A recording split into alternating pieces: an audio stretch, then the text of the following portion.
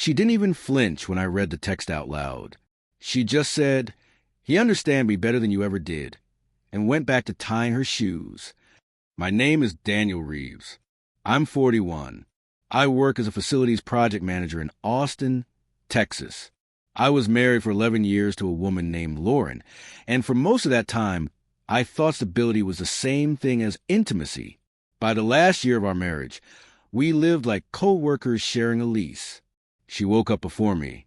Gym clothes. Coffee poured into a travel mug she never finished at home. I stayed late at work because it felt less lonely than sitting across from someone scrolling through her phone. We stopped arguing, not because things were good, but because neither of us believed the other was listening anymore. Lauren worked in corporate communications for a regional tech firm. She talked about her boss a lot, not in a suspicious way, more like a reference point. Mark says this.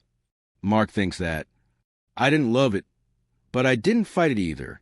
I was tired, and tired people accept things they shouldn't. The night everything broke, Open wasn't dramatic at first. No storm, no shouting, just a charity fundraiser her company hosted downtown. Black tie optional. I wore the same suit I'd worn to my father's funeral. She wore a dress I'd never seen before. At the event, I watched her disappear into rooms where I wasn't invited, laughing too hard, standing too close to Mark, a hand on her lower back that stayed there a second too long.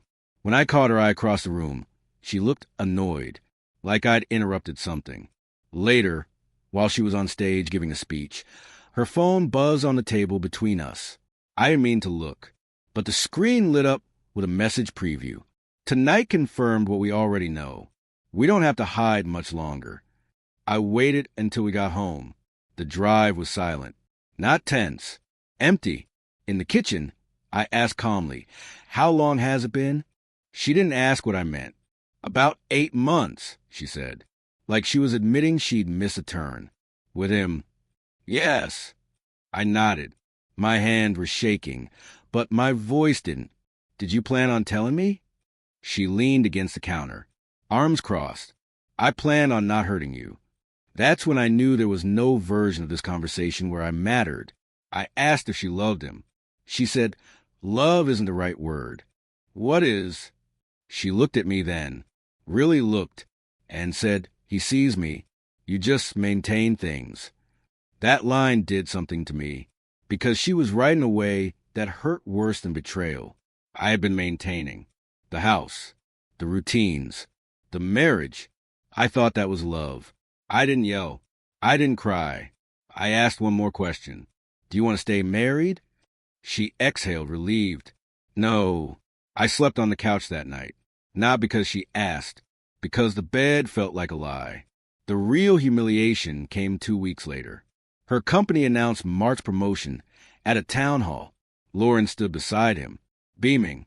The internal email referred to her as his strategic partner. Colleagues I'd met at past events texted me congratulations. They thought she'd been fast-tracked. They thought I was proud. I wasn't even invited to the celebration dinner. When I confronted her about that, she didn't apologize. She said, "This is my life now. I can't keep editing it for your comfort." That was the moment something inside me collapsed. Not loudly, quietly, like a bridge giving way under too much weight. I stopped trying to understand her reasons, stopped asking what I could have done differently, stopped offering grace she didn't respect. I called a lawyer the next morning.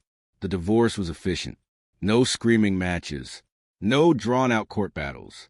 She moved in with Mark before the papers were finalized. HR called it a conflict resolution transition. I called it exactly what it was. For a long time after, I felt invisible. Not angry, just erased. I'd built a life around someone who had already left it months before telling me. Healing didn't come from revenge. It came from reclaiming small things. Cooking meals I liked. Turning the guest room into an office. Running at sunrise because no one needed me to be home. 6 months after the divorce, I ran into Lauren at a grocery store. She looked thinner, tired. We exchanged polite hellos. She told me she'd left the company. Things got complicated. I wished her well, and meant it. That surprised me more than anything, because the truth is, losing her forced me to see myself clearly for the first time in years. I learned that love doesn't survive on convenience. That dignity isn't loud. It's choosing not to stay where you're tolerated instead of valued. If you're listening to this and recognizing yourself in the silence I described, hear me now.